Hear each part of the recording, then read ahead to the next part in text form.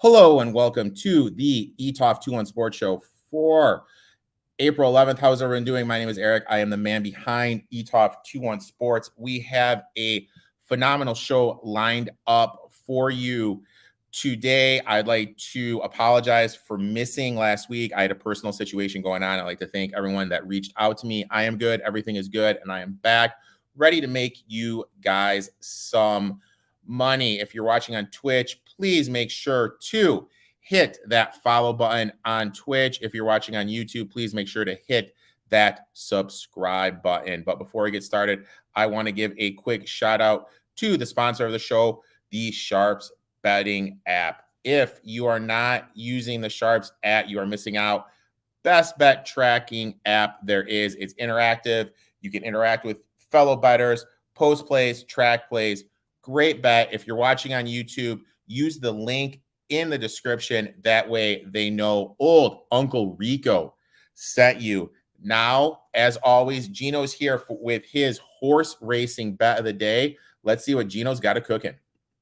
Time to talk some horse racing for Wednesday. Let's dish out a best bet for Keeneland for Wednesday. Like always, I'm looking at drf.com. This is where I do all of my research. I get prepared, all the information that you need before you make your wagers over at Daily Racing Form, drf.com. And I'm looking at the formulator style PPs. Let's dive to race number 7 on the Wednesday card. I like the number 1 in here, Take a Stand.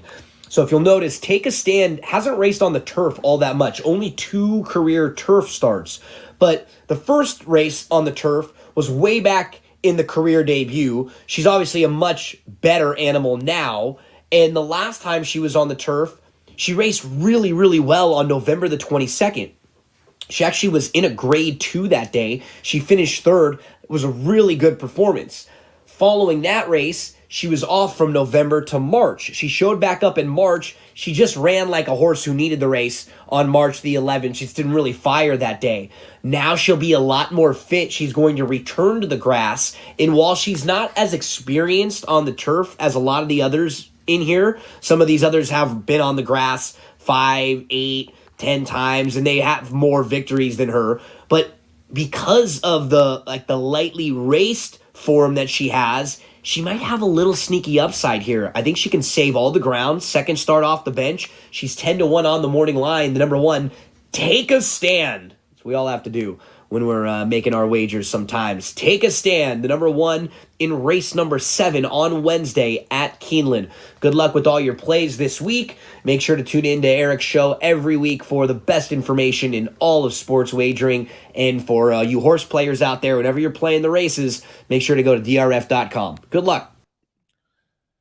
Please make sure to give my boy Gino a follow at It's Me, Gino B on Twitter. I am on his podcast every single Friday, either breaking down NBA, college football, college basketball, or the NFL draft, which is right around the corner. Now we're going to focus our attention to the NBA, and we have a first timer coming on the show. I'm really looking forward to talking some NBA with him. Absolutely killed it during the NBA season. He had these live shows in the morning where he talked about line movement with injuries going on. Let's welcome Paul Rami to the show, aka on Twitter at the Paul Rami. Paul, how you doing today, my man? Oh man, I'm doing good tonight. Great after that first free play cashes. I just want to say thank you for having me on, Eric, and let's get into it, man.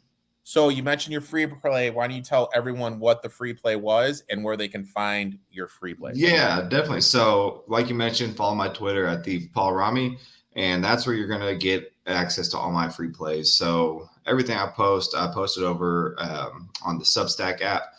And with that, man, I'm going to get you your MLB bets. I'm going to pretty much do any free play, at least one per day. And then at least I'm going to have one best bet as well every day with that. There's free trials on there, 7-day free trials, monthly access, yearly access, all that good stuff on there. So, first stop, follow me on Twitter, and then that's where you'll be able to see everything that I post. Now, how did you get in to sports betting? Oh, man. I got to go way back for that one. That's probably back in junior high school days. I've just always been one of those kids who loved gambling, betting on random stuff. And I want to say one of the first things I bet was probably the Super Bowl. Nowadays I really don't bet much NFL. I really just tail people on NFL football picks. I'm more of a baseball, basketball guy. But yeah, I'd have to say it was back, I don't know, around 06, somewhere that range, when I started getting into sports. And ever since then, man, it's been addicting. But you kind of learn, you go through all those trials and tribulations, and you learn how to do it the right way, how to manage your bankroll. And that's just kind of, the way it goes. And that's why we're here. We're trying to teach you guys how to manage your bankroll, how to build your money, and bet the right way. Because there's nothing better than being able to cash a bet. We had an early NBA playing game, and we're going to be focused on the NBA. And Bobby chimes in. Do the Hawks have a chance against the Celtics? What do you think? I'm going to say no here. That's kind of going to go into one of my futures bets that I've got later on in the show. But the Hawks, man, they're way too inconsistent. And now I think, was it earlier today, something about Trae Young possibly getting traded in the offseason. There's just too much kind of going on with this team. They're not really well put together. The Celtics, they're, all year, even with guys out, with Jaylen Brown sometimes out, Jason Tatum sometimes out, they'll still get those key wins. So they've got a pretty deep bench and some guys that you can really rely on. So with the Celtics, man, I think they're just too tough physically for this Hawks team. And really, they've got the experience right now over that Hawks team as well. I'm going to bet the Celtics to win in a sweep. I mean, I don't mean to be a negative Nancy. I don't see how the Hawks can beat the Celtics. I just don't see it. I wouldn't argue with you there. They played good today. Bobby also chimes in before we get to the show. Why didn't the Clippers tank versus the Suns? Because that was an interesting thing for everyone watching. Because by the Clippers winning that game against the Suns, they then stayed in the 5th spot to play against the Suns, who have Booker, Paul, Durant, the whole 9 yards. But they could have dropped down to the 6th line to play the Kings. Why didn't they just throw that in? Why didn't they tank that game? That was really interesting to me. Yeah, that is interesting. I think really they probably just weren't even thinking about it. With that organization, we know how that Clippers organization is. There's really no thought process behind what they do, unless they were thinking, maybe they prefer to play the Suns for some reason because maybe that chemistry just isn't there yet with Booker and Durant. So maybe you really don't know what's going to happen in this playoffs. But the Kings, I mean, I'd be afraid of the Kings right now, honestly, more than the Suns, just because that team has been kind of, running well all year. De'Aaron Fox has looked good. Sabonis now with that trade that they made last year, I mean, he's looked really well with that team. So you've got that experience with Harrison Barnes as well. I'd be honestly more scared of the Kings than the Suns. Now, we have a couple games tomorrow. The first game is obviously the Chicago Bulls against the Toronto Raptors. Two very inconsistent teams. What is your thought about the matchup? Let's start with that. So this matchup is interesting. You've got a very somewhat Jekyll and Hyde team in the Chicago Bulls. You really don't know what you're going to get on a night-to-night basis. So with this team, it's kind of tough to say how they're going to play. Toronto, really, I think with the addition of, I don't want to pronounce this wrong, Jakob Poeltl. You're like me, dude. Exactly. with him, adding that inside presence with that Raptors team, that defense, I think they're just going to play a little bit better than the Bulls. I mean, I know, you've got Vucevic on the other end there, but I just see the Raptors more of a lockdown team here with that coaching experience as well. I think this is a game, honestly, that they win, and I think they cover that 5. I think that's a pretty light number there. I know that played three times this season, and I want to say the Raptors won 2 out of those 3. I believe, yeah, I've got it here. So they won by 9, and then they won by 6. So they've covered that 5 when they beat them both of those times. I could see them doing it here again.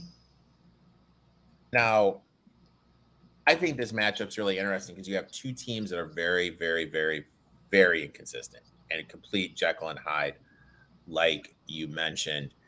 I think the main thing with the Bulls is they got Caruso, who's great defensively, little bit of a liability. I don't think he's as good as offensively as people think. You got Pat Bev, who's kind of come in to play that Lonzo role defensively, liability, obviously defensively. Liability offensively, great defensively. But you just don't know where you're going to get with LaVine. DeRozan is very limited against his former team. To me on the side, this is hard because this Raptors team has been inconsistent too. Mm-hmm. Fred VanVleet can go off. Gary Trent can go off. Siakam can go off. OG can go off. But they can struggle from the floor. Like, you don't know what you're going to get. I do like the move for Jakob Poeltl, though, just because everyone's playing their original positions. Yep. And my one bet in this game, and I got this one, I was really ahead of the market, and I was really proud of myself. I bet the under 107.5 for the first half. I like it down to 100. Nerves and plus the situation teams actually trying on defense. This isn't a Monday in Orlando, if you will. Yeah. And then looking at it, Bulls on the road this season, 62% to the first half under, 56% to the under for the season. Raptors do play at one of the slower paces in the league. Both team, when you look at their metrics, are playing better defensively after the All-Star break. So I like the under of the first half, the under 107.5. I know it's moved. I'd probably play it all the way down to 100, to be honest with you. That's a good point you make there too, because how you mentioned, these Raptors, any of these players, they've got more players that can go off than the Bulls, which is why I like them a little bit better. But like you mentioned, DeRozan playing against his former team, they know how DeRozan plays. They're going to lock him down first half. They don't want him to get hot. So now you're going to be relying on LaVine and other players like that who really can't carry that load in this type of matchup. First half under, yeah, that's a great look, definitely. I'll tell you what, we got it home in the earlier game. It didn't look good, but you know what? The under 116.5, we got a little tight toward the end, but we got it. We do, obviously, with the playoffs, one of the big things that happened was Kyrie being traded to the Mavericks. And when this trade happened, they were 4th in the West. Now they're done. They're not in. What, just kind of tell me, what were your thoughts of them tanking to not get into the play-in? What were your thoughts of that from a team that Western Conference Final? Yeah, I mean, towards the end there, they made a smart business decision. I'm sure they brought him in trying to see what they can do, see if they could, stay in that 4th seed or even move up further. But once they kind of realized what they got isn't working, they made the decision to protect their draft pick there. And it's funny because with Kyrie, you always kind of get this drama now, and now you're hearing about Luka. Is he going to request a trade, or are they going to be able to keep Kyrie and all these things? So that's just kind of a cancer that follows Kyrie around. Ever since he's left Cleveland, it's just sort of been that way everywhere he goes. But what they did there, going ahead and dropping down to that 10th position, like I said, I think that's smart on their end. Now, if you're a GM, do you want Kyrie? Because here's my thing. This is just me.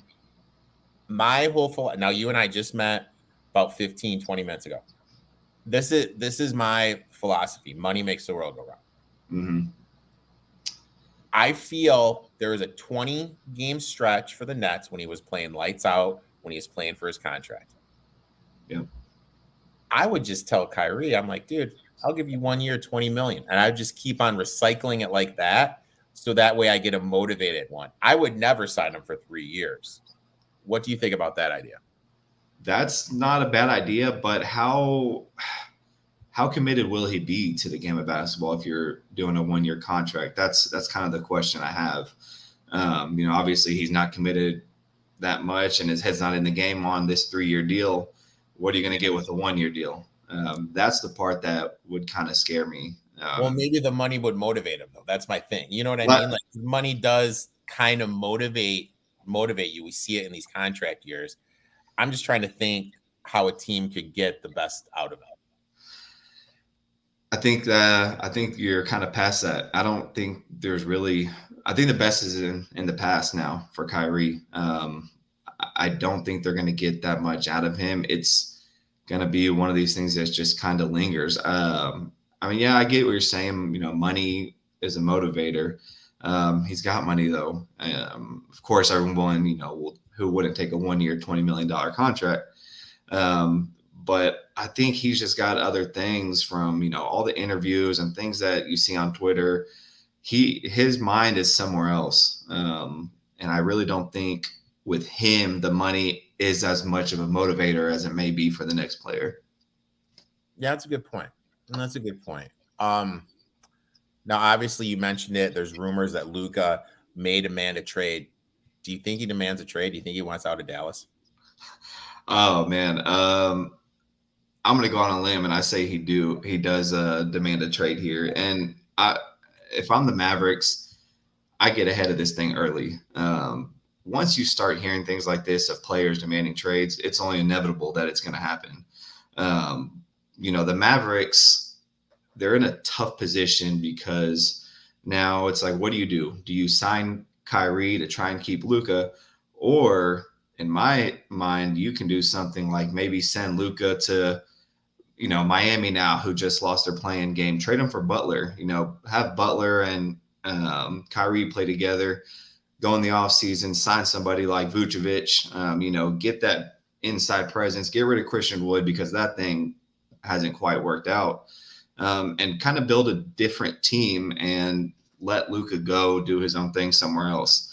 But of course, I'm not a GM. Mark Cuban, he doesn't strike me as the type of guy who's going to take that type of risk, which is kind of weird. He's a businessman. He takes risks.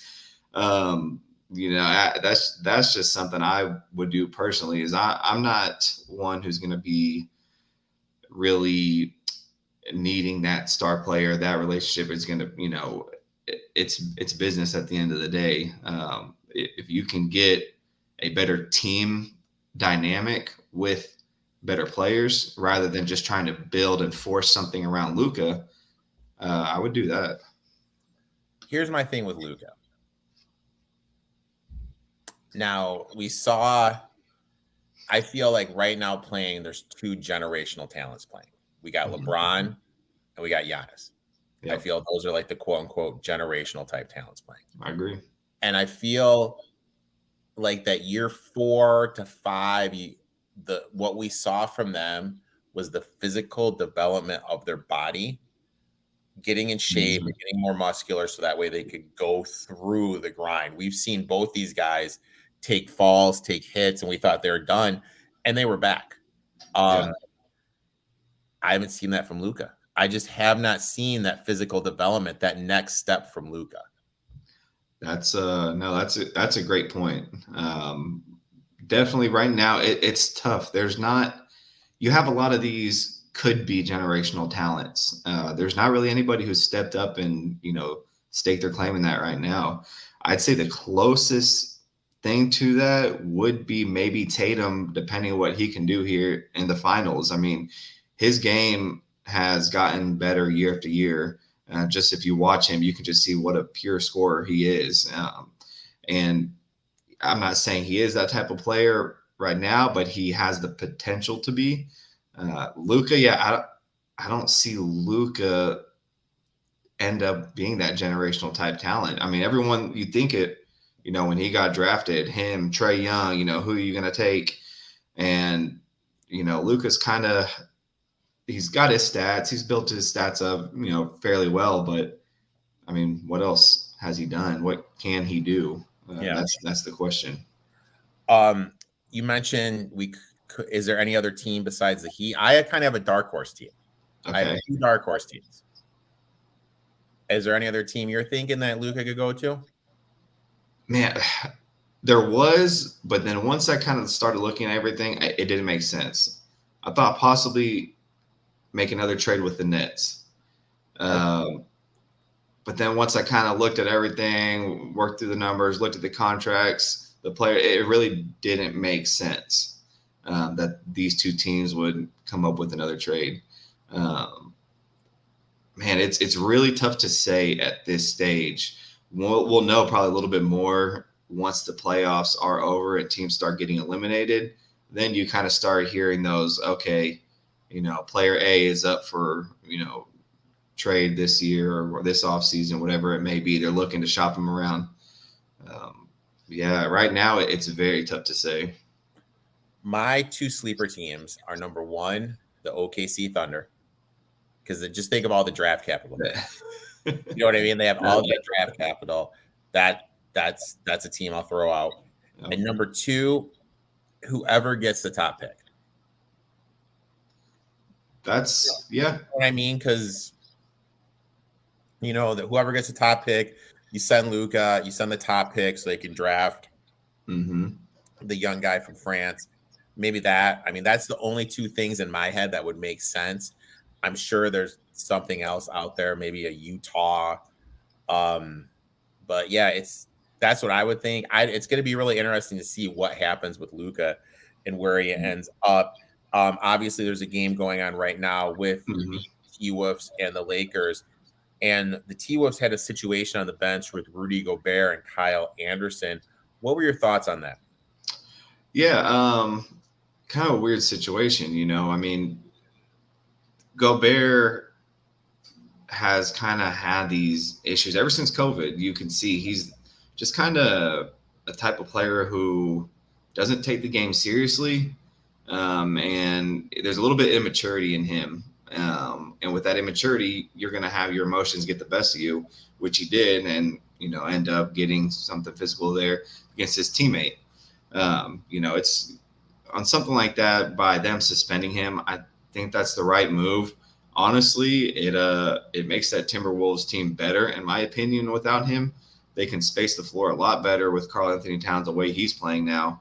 I think them doing that suspension there with Gobert was the right move.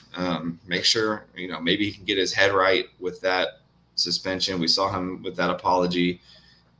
Maybe come back ready to go if they can win this game. Yes, Bobby, Rudy does suck. I totally admit with you that. I think in this whole thing, the guy that comes out the biggest winner in my eyes is Donovan Mitchell. I mean, he said that Gobert was hard to deal with.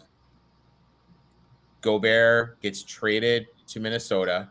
Minnesota has to trade for Mike Conley because they need someone that can get along with him. Mm-hmm.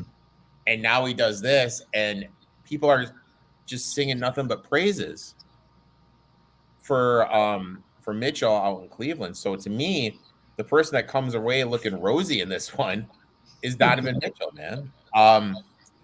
So now, obviously, the loser in this game that's going on between the T-Wolves and the Lakers, and oh my God, I'd love it to be the Lakers, is going to face the Thunder or the Pelicans. I got 2 bets in this game. What are your thoughts on this game and any action? Man, I can't wait to hear your 2. So this one is another one that's going to be kind of tough for me, but I will be going on a side on this one that I've got.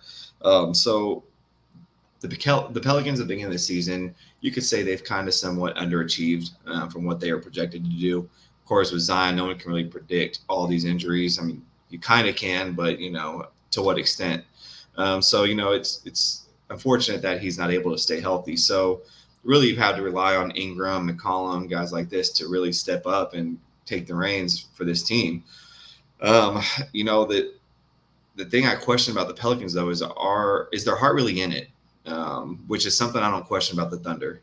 This team, man, the Thunder, they with Shea Gilgeous-Alexander, Giddy, these guys, these young players, a lot of young talent. They just strike me as that type of team that wants it more.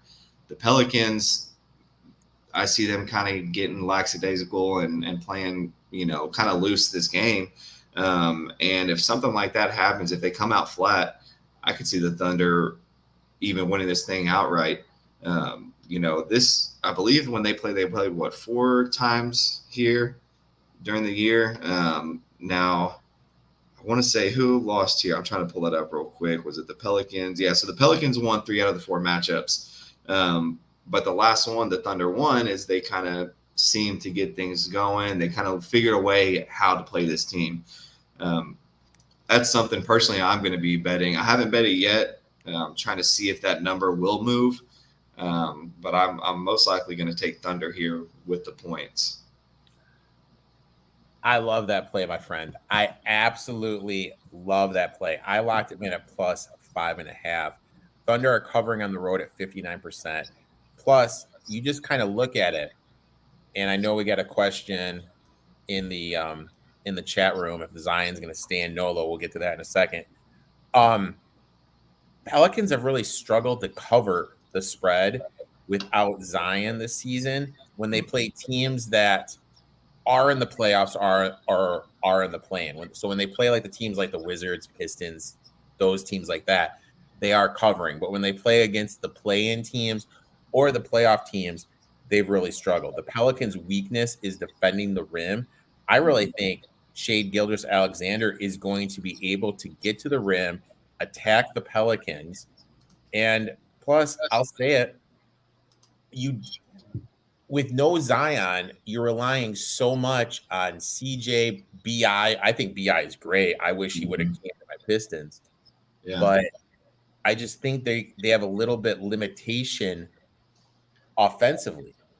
So, and I think Shai Gilgeous-Alexander is one of the better players. I think he's an all-NBA player, and I think he's going to be able to get to the rim. I think he's going to be able to finish. I locked him in at plus 5.5. I absolutely love the Thunder here. Yeah, I mean, that just like you said, that it's like the ball movement for the Thunder is much more fluid than it is for the Pelicans. These guys, Gilgeous, they all get involved. You don't see this type of selfishness or, you know, that type of play with this team.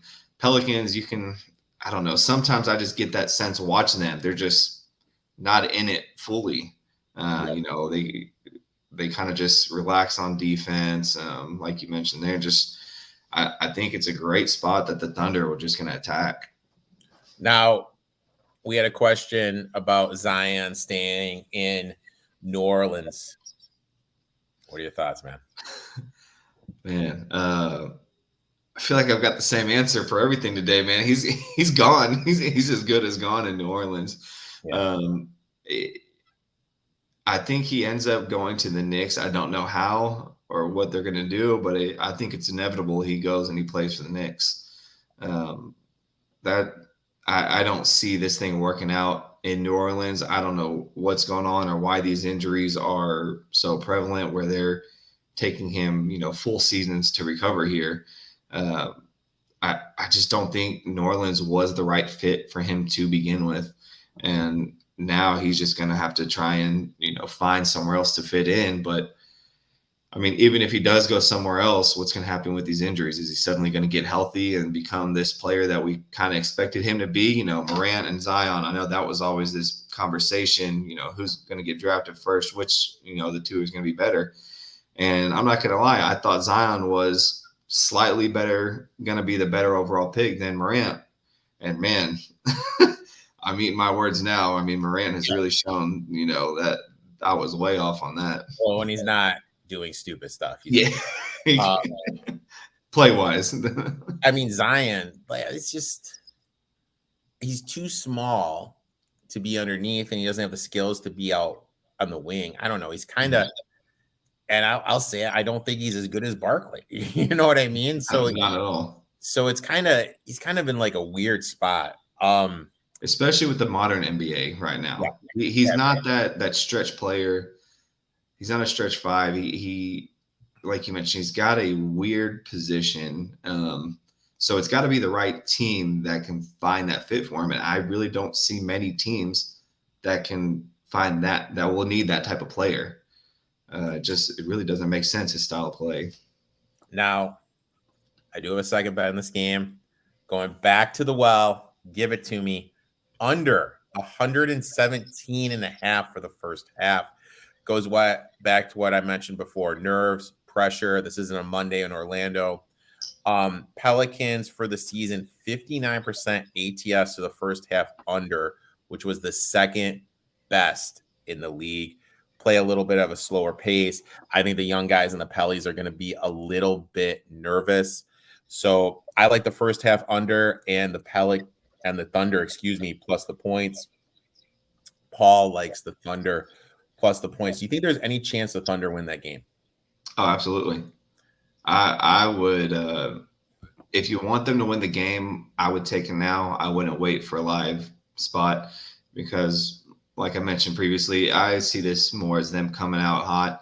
And if they can get the lead, I don't see them losing it. Now, God, I would love the Thunder to make the playoffs, man. Oh yeah, I mean, that would be awesome. I love Dort. I love Gilgeous-Alexander. I love the two Jalen Williamson kids. Yeah. Love Giddey. I mean, I love that whole team. It's one of those teams, man. You kind of love those teams that build through the draft. They're not buying any of their players. You just love to see these guys they play hard and they want to win. That's what you get when you draft these guys who stay with the team. You get that type of culture, and I think it pays off. Now, I am a Pistons fan, even though I live in Chicago. I'm a Pistons guy. Grew up in Michigan. And son of a gun, it gives me hope, dude, to see them like this. I mean, I don't want to talk about my Rockets right now, man. Now, in terms of future, look, I was looking at the futures I have locked in. I have 4 futures left. Here are the futures I have locked in, and you tell me what you think about them. The first one is I have the Bulls not to make the playoffs at plus 150. I think that's pretty good. I like that one. I took the Raptors at plus 250 to make the playoffs. So I'm a little worried about that one because I don't know if they can beat the Heat. I think they can beat the Hawks, but I don't know if they can beat the Heat. I got the Nuggets at 20-1 at the beginning of the season. That's a great number. And I got the Bucks at 8-1 when they're going through their little funk. Okay. So that's all I'm got in, but I did find one future that I haven't given out yet that I like. Before I say that, are there any futures that you're liking for these playoffs, my friend? Yeah, real quick on the one that you said, Nuggets 20-1. That's a great one there. I wish I could have gotten them then. I honestly wasn't thinking about it at the time, but yeah, that's a great one there. There is one I'm trying to scroll through right now. I'm using DraftKings that I was looking at last night, and I kind of love this one here as well. It's let me see if I can pull this up. Give me 1 second. So this one here is it's at plus 205, and it's for the Atlantic Division to win the NBA Finals. Ooh. So that's getting me the Celtics, the Sixers, and the Knicks. Either of those 3 to win the finals. And the Nets. Don't forget about the Nets. So realistically, I've got half of the East covered as long as somebody can upset the Bucks there. If the Knicks can somehow pull something off next round, great.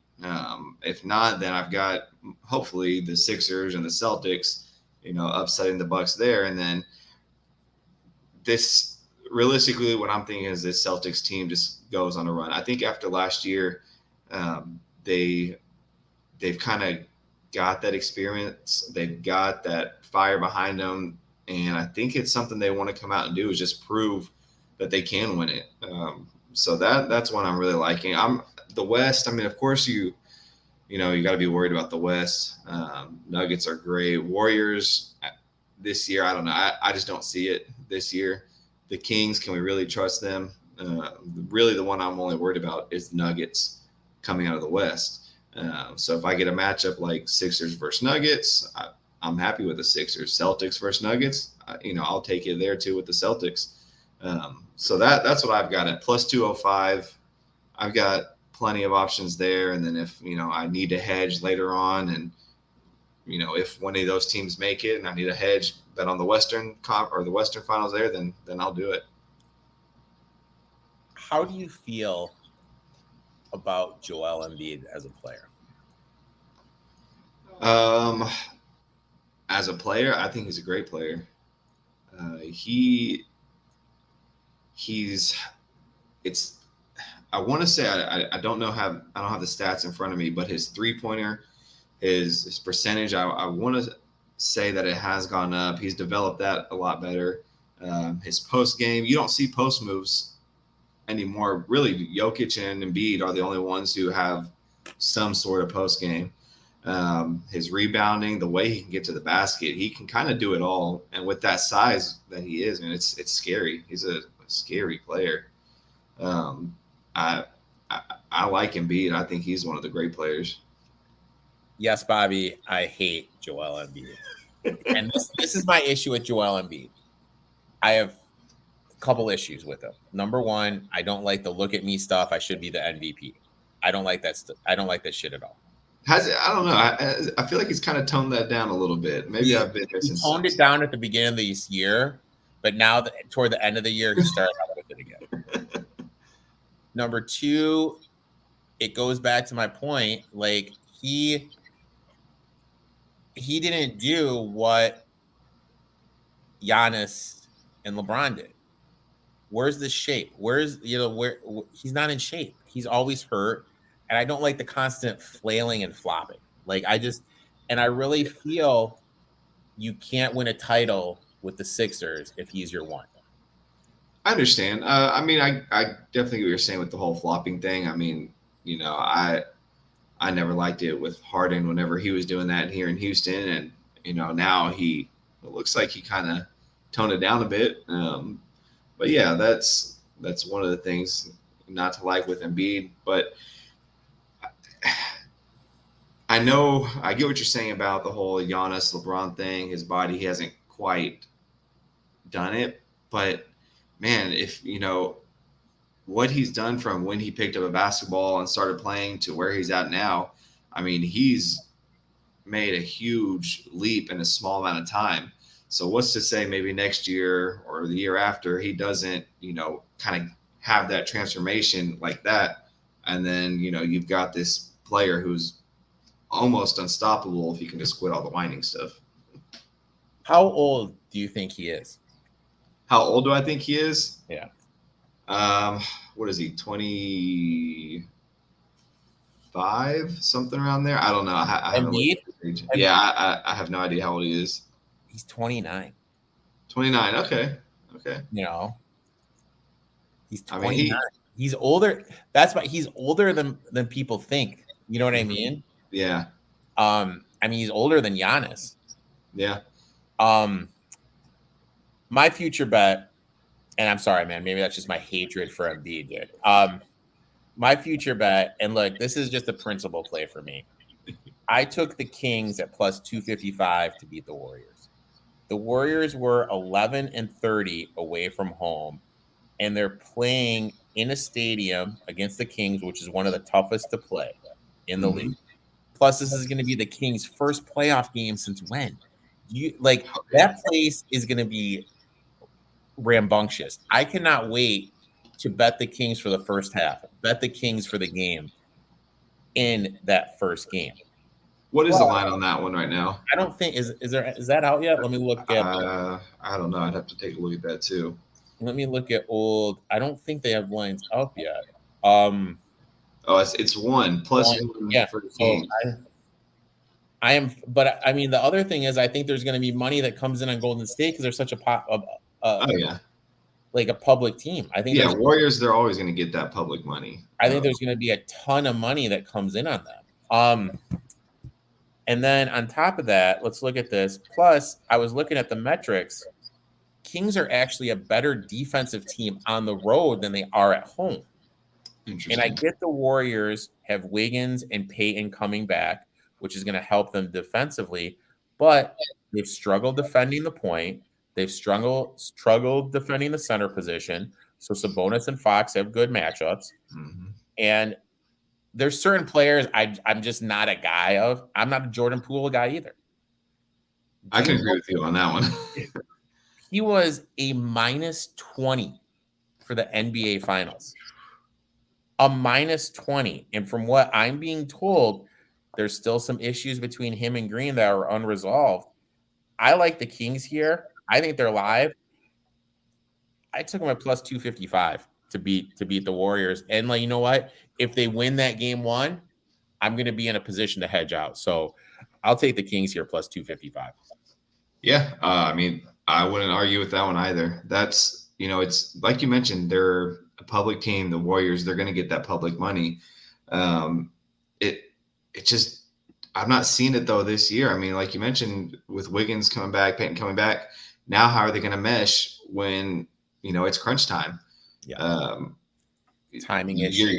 Exactly. You're going to you want to get a couple of games of them getting worked back in. And yeah, there's just too much going on in the background, like you said, with Poole and Green. Too much drama kind of with this organization, this team right now. I don't think they do it either. I love that you're getting plus money with the Kings. I mean, it's a great play. I would love the Kings to get a series. Paul, I'd like to thank you for coming on, talking some NBA. Why don't you tell everybody where they can find you on social media again? Plus, rumor has it you're going to be having a MLB show starting pretty soon, my man. Yeah, man. So Twitter at @PaulRami. You can find me there. And I've got YouTube as well. Same thing at @PaulRami. I was doing my NBA show every Wednesday and Friday morning. That was 7:30 Eastern, 6:30 Central Time.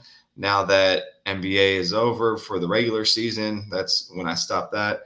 I'm hopping into MLB. So I'm going to be having an MLB show every Wednesday and Friday morning, 7:30 Eastern, 6:30 Central for the early birds there. And that one, I'm just going to be breaking down pretty much every game for that day.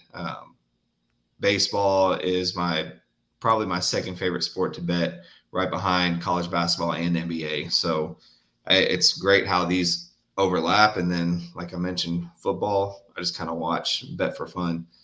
But basketball, baseball, these two are my favorite to cap. Yeah, man, I hope to see you guys there for those shows. Awesome. I'll definitely make sure to check those out. Definitely we're going to talk and have you back on once the NBA playoffs are over, talk some MLB. I'd like to thank everyone for tuning in. We'll be back next week with Josh from the SHARPZ betting app. Until next week, boys and girls.